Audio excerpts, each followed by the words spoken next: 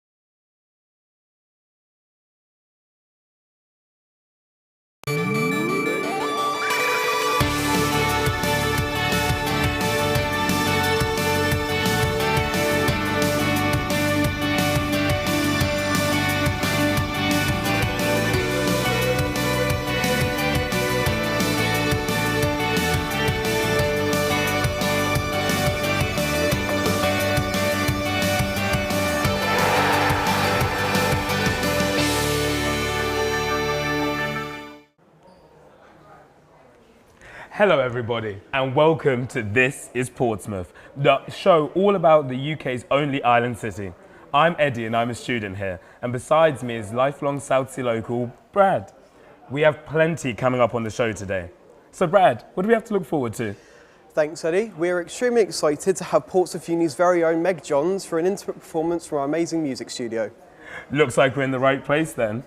And as well as that, you might reconsider throwing away that broken clock you have lying around after we learn about the incredible Repair Cafe and how they are making differences for people in and around Portsmouth.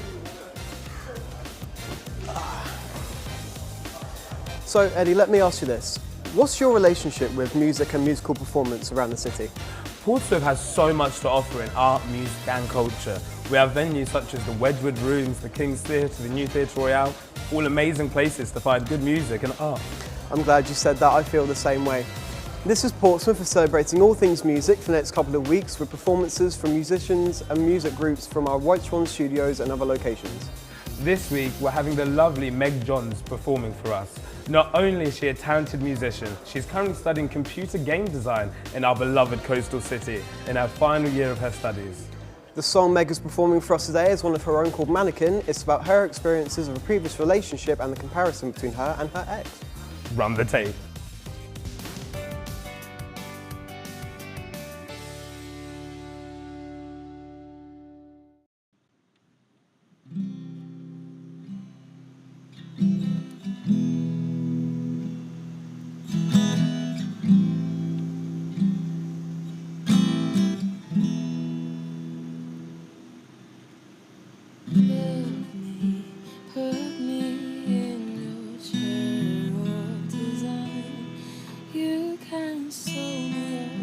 Don't try to please me just as you like, but don't just copy her.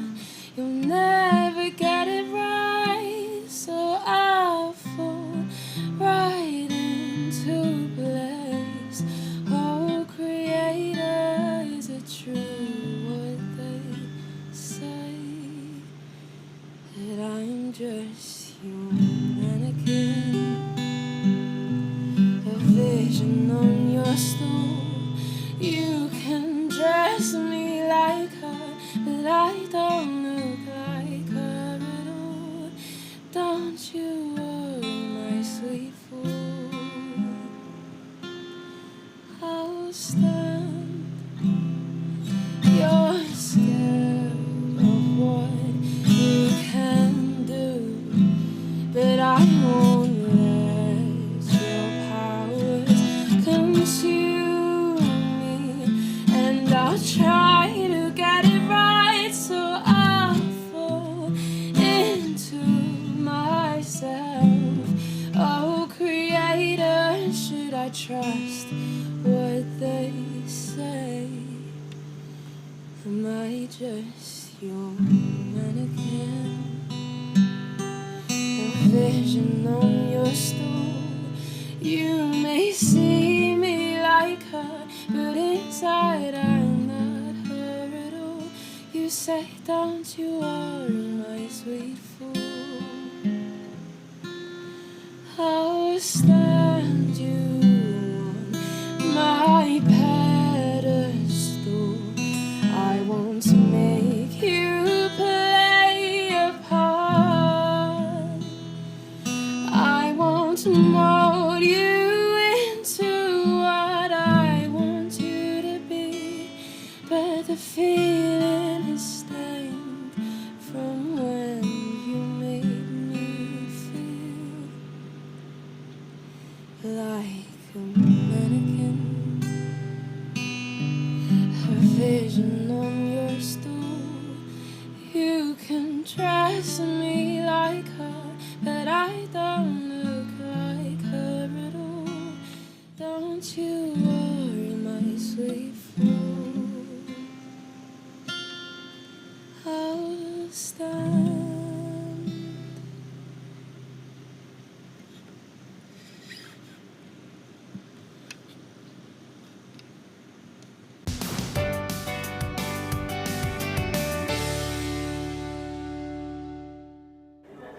It's so nice to find a thriving passion for music here in Portsmouth, and what a wonderful performance it was. Yes, we're so lucky that we get to experience live music like this every week. It's like our own concert from the studio. I couldn't agree more. And up next, we're learning all about the Repair Cafe on Commercial Road in Portsmouth, and how they're providing their services to fix and teach the community the art of repairing. Not just that, after we have the wonderful Claire Seek from the cafe to share with us some insight and expertise from the source.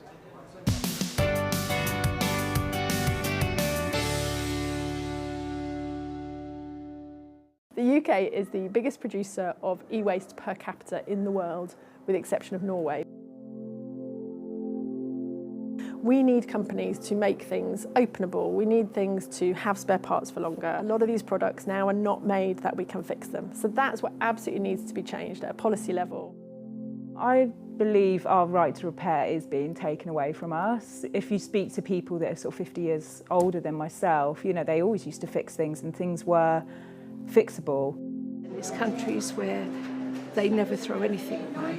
They glue soles on shoes. You know, you can buy really cheap brands. You buy it, use it once and it breaks. You chuck it away because it's cheaper and easier to go and buy something new.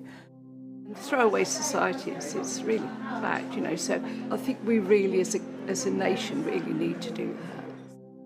I think business gets away with doing very little, and then the responsibility then falls on the ordinary public like us. We need to not have this kind of throwaway society. And so the Repair Cafe came from that. It was a woman called Martine in the Netherlands who started it about 15 years ago. So you would contact us in advance and say, you know, I've got a broken kettle, I've got broken fairy lights, I've got trousers that are too long, whatever it might be. and we will book you in with one of our volunteers. And then you sit with our volunteer. And the aim of that is so that people learn skills. We're not doing it for you, you are sitting here and we're showing you how to do it. I have no repairing skills whatsoever, but I have a lot of broken things in my house. So I tend to bring clothes to get fixed, and Chrissy teaches me how to sew.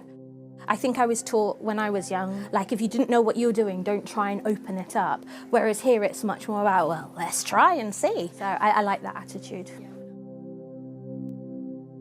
I suffer with fibromyalgia. With COVID, I was working from home and my condition started to worsen, so I chose to hand my papers in and retire.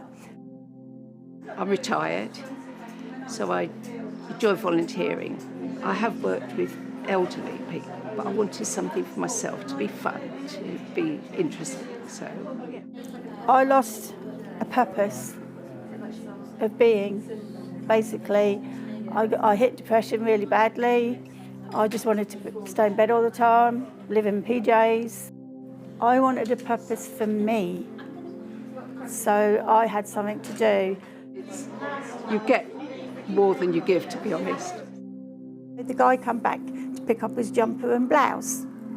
It was a sentimental jumper and there was a hole. I went on eBay and I managed to get some patches.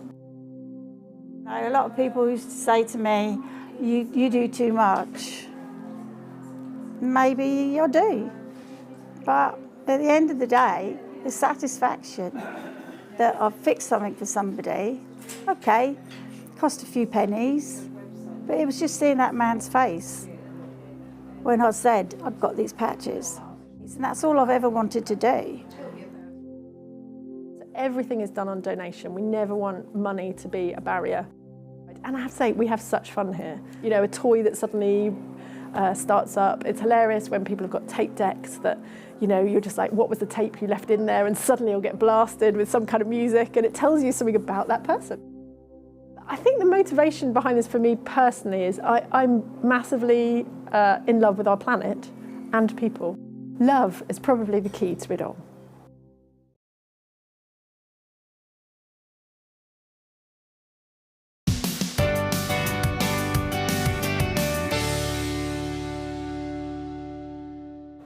What an incredible place with such outstanding volunteers. You know, Brad, I didn't even know that shop was in Cascades. I really might have to take a look one day. I may have to join you, Eddie. Right now in the studio, we have the lovely Claire Seek, who we just heard a few wise words from.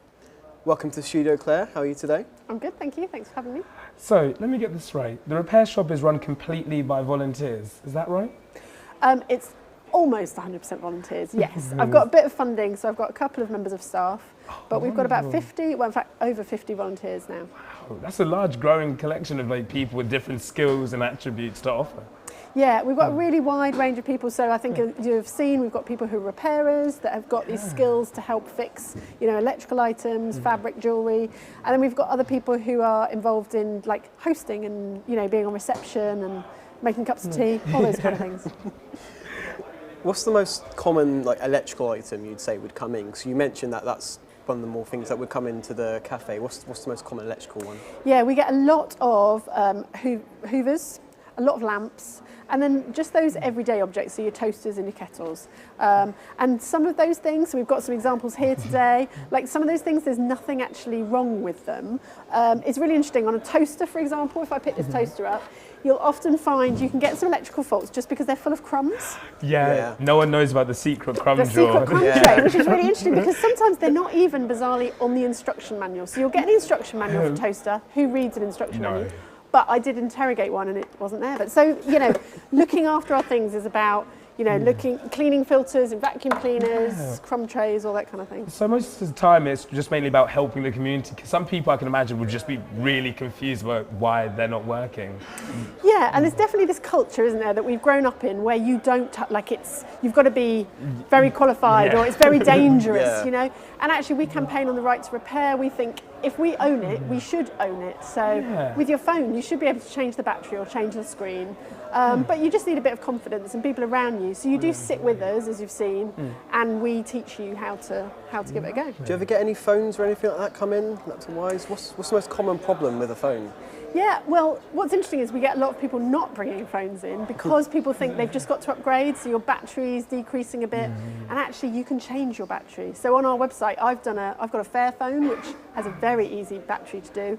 And my phone maybe is a little more challenging, but yeah, you can do these. And we've got lots of businesses in the city as well that do repair as well, those kind of things. Oh, wonderful. And I guess it's just great because it helps reduce the carbon footprint, because I can imagine the amount of phones that I have that are broken and they're just tucked away in a drawer somewhere and I got a new one. So it's great for the environment. Yeah, and there are, we are the biggest producers of e-waste in the world per capita, with the exception of Norway, and we're on track to be top next year. So it's things like drawers full of phones and tablets, and we need all the resources in a phone, we need to be repairing things, making things last longer, sharing things, and that will save our pocket as well as the planet's resources. Yeah, and in today's environment and how the world is going, that's something that's so important and essential for us. Yeah, I mean, sadly it's Black Friday coming up, and so, there's all this thing about buy more, and we're like, why not just keep the things going that you've got going longer? So yeah, come and visit us, bring stuff in, sit with us. It's really good fun as well. There's a really, lovely spirit for it. Well, it has truly been an absolute pleasure, Claire, to have you with us here today. And thank you for sharing all of that with us. Unfortunately, that is all the time we have for in today's show. A massive thanks to our music performer, Meg Johns, and to our amazing guest, Claire, who spared their time for us today. Thank you very much. And of course, a massive thank you to you all at home watching. We hope you found today's episode insightful and inspiring. So now you might consider picking up that guitar you've had sitting in the corner of your room, or giving a second thought to that broken clock you've been putting off fixing for weeks. Now you know where to go. Either way, I've been Eddie. I've been Bradley, and you've been watching This is Portsmouth. That went very well.